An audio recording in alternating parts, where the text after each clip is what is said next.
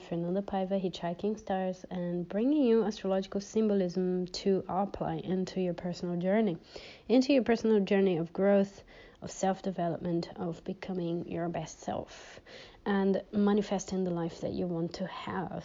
So that's constructive astrology in a nutshell.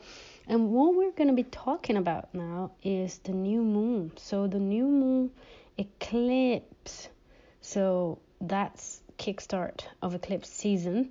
And mind you, during eclipse season, which is between an eclipse new moon and an eclipse full moon, which is 2 weeks later, is like being in between worlds. There is almost like a portal that opens up and things become a little bit more intense.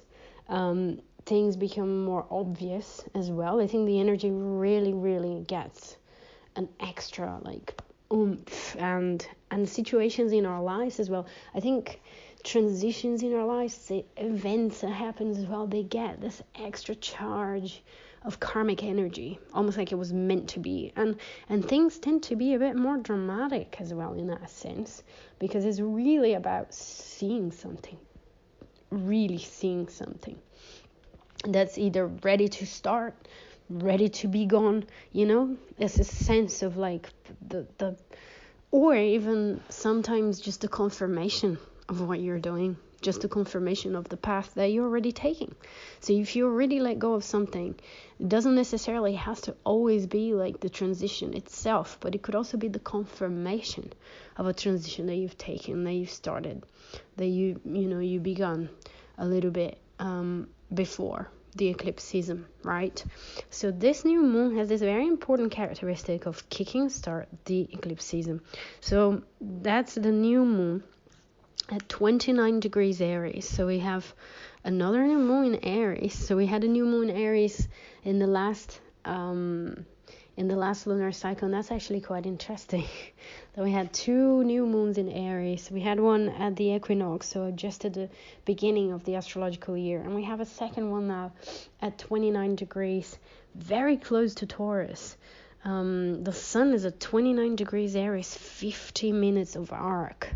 That's really close to transitioning to Taurus. So that's what we call an anaretic degree. It's like a transitional degree. So either the 0 or the 29 degree of the zodiac has that extra power.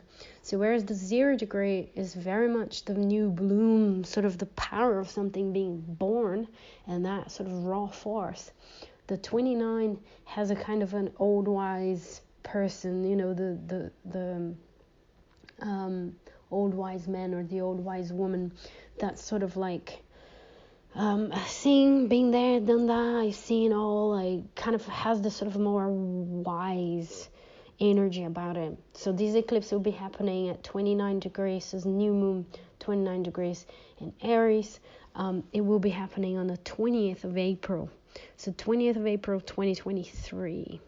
So that's also early hours. That's going to be quite early. Maybe perhaps in some parts of the world that's going to be very late on the 19th of April as well. So between the 19th and the 20th, depending where you are. So a new moon eclipse, that's an interesting one, is when the moon takes a very strong emphasis there. It makes a very strong emphasis. And there's a sense of the shadows or the things becoming more real. I think there's a sense of realness with the tendencies, with the things that have been in the back of our minds, that I get from this new moon eclipse. A new moon eclipse is also obviously a ×2 in terms of intensity, in terms of the beginning, in terms of a beginning of a cycle as well. Now, you always have to think about where is 29 degrees in your chart, 29 degrees Aries. What's that doing? Because plugging all of that information that I share here into your chart into your personal astrology is of paramount importance, because that's how you're going to be feeling it. So if you have something at 29 degrees Aries in your chart, be your Venus or your Sun or your, something, and even in any of the other cardinal signs, so Capricorn, Libra, or Cancer, then that's very relevant to you personally. Then you can really place it somewhere and have a stronger personal feeling about what this process will be for you. But I do have the feeling that together with this energy, you know how I talked about in a previous video about April having, was one of the key words, the healing.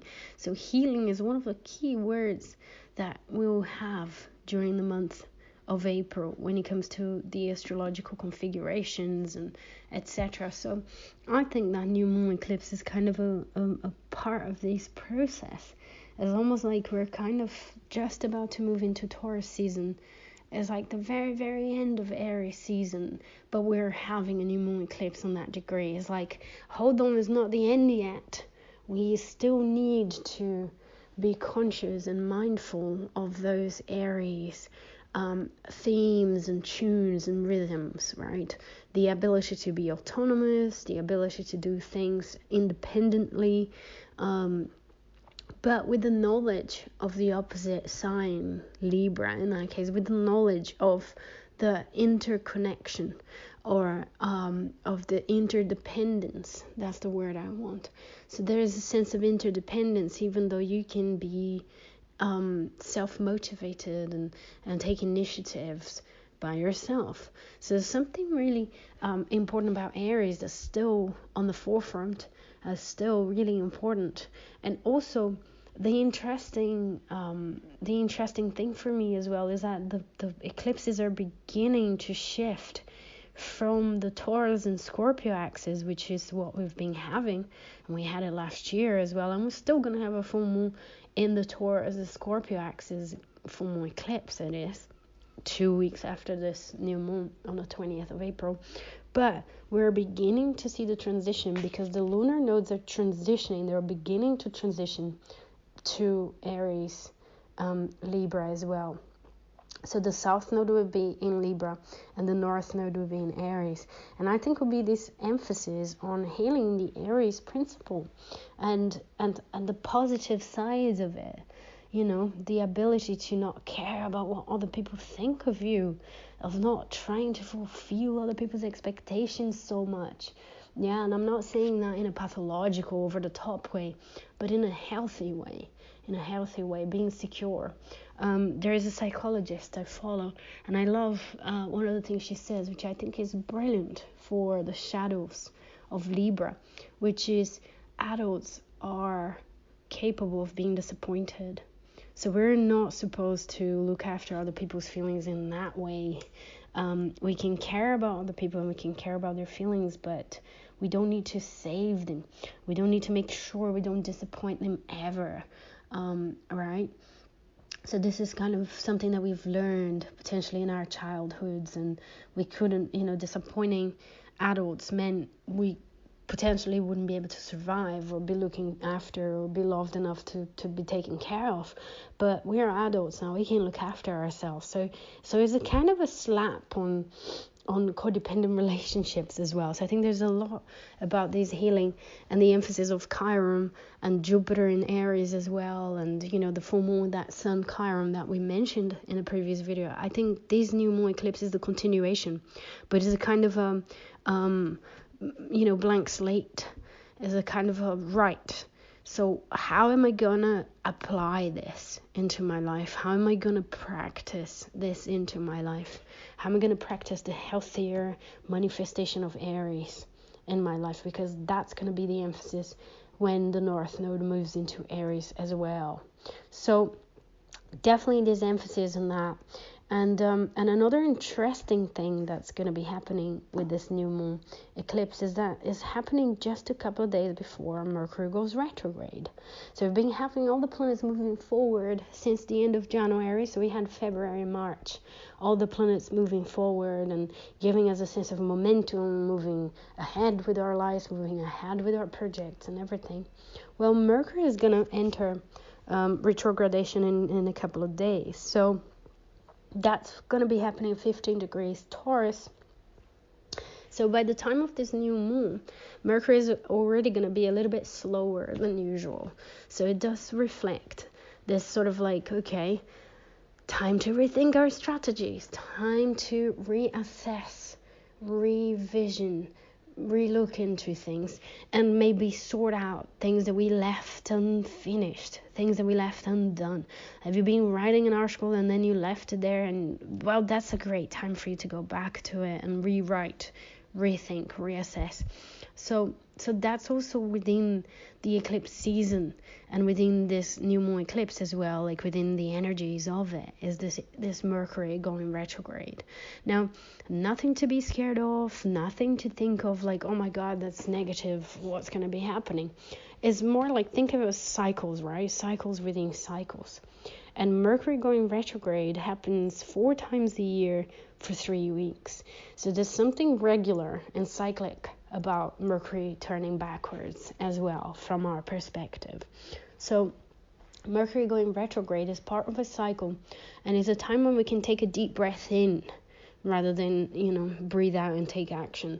So between the eclipses, it's particularly good if we can avoid any dramatic action as well. If we can stay with these visions, stay with these feelings and these impulses, and ask for a little bit of time to make up our minds or to communicate what we need to communicate as well.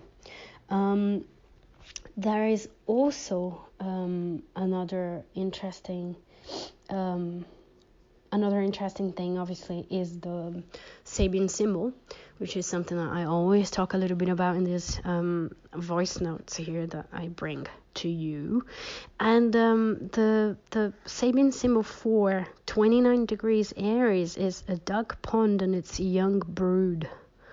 So there's something about family, there's something about youth, something about taking care of someone or being taken care of as well, and how to balance that with the Aries energy that wants to be autonomous, that wants to do things impulsively, by oneself, wants to be the first one to do something, a pioneer, a warrior of some kind, etc. So that Sabian Symbol, I think perhaps because it's already the 29th and we're sort of shifting degrees there is this sense of a conundrum between these impulses and what you have to do for others, or what you expect others to do for you as well. So something about that's really important. And another clue for me to that sort of feeling and to this imagery of the Sabian Symbol is planet Mars. So planet Mars will be at 13 degrees Cancer. So planet Mars is coming to square all of these planets in Aries. Is coming to make a 90 degrees, which is what we call a square, which is reflective of a conflict. So there is a sense of conflict between protecting our peers, our family members, the family dynamics that we used to, and the new life that we need to invest in with that Aries, the new way of being ourselves and expressing ourselves in the world as well. So there's something about these two principles that we will do well to ponder on. How do we take part in the activities of our family, clan? Let's put it that way, with that Mars in Cancer. Or like when we have to mother as well somebody. So some of you might have kids already as well, and the conflict between me time and being a caretaker, taking care of somebody. How do you negotiate with your partner if you have a partner, or with someone that helps you so you can have some time by yourself. So those are all like important questions here with this new moon. How do you place energy into protecting others versus protecting your own self? Is an interesting question there as well. There are also like a couple of interesting things like during this new moon. We have the moon in the sign of Mars and Mars in the sign of moon. So, there is a kind of an inner dialogue, like a sort of an understanding between the two, between impulse and instinct and emotions, expressing emotions as well. And there is also a mutual reception as well. So Venus is in the sign of Mercury. So Venus is in Gemini and Mercury is in Taurus, which is the sign of Venus. So there's also like potential for understanding love relationships and values there as well. So it's still with that sub-emphasis there, the sort of outer circle of relationships in the picture there. So that's it. I hope this is helpful and you make the most of this eclipse season. I'll be back with more information about eclipse season, especially the full moon eclipse. And I hope you have a wonderful new moon and wonderful rituals and intentions there set, and a very, very healing, wonderful April as well, or what's left of April for you. And I'll be seeing you soon. I am Fernanda Paiva from Hitchhiking Stars.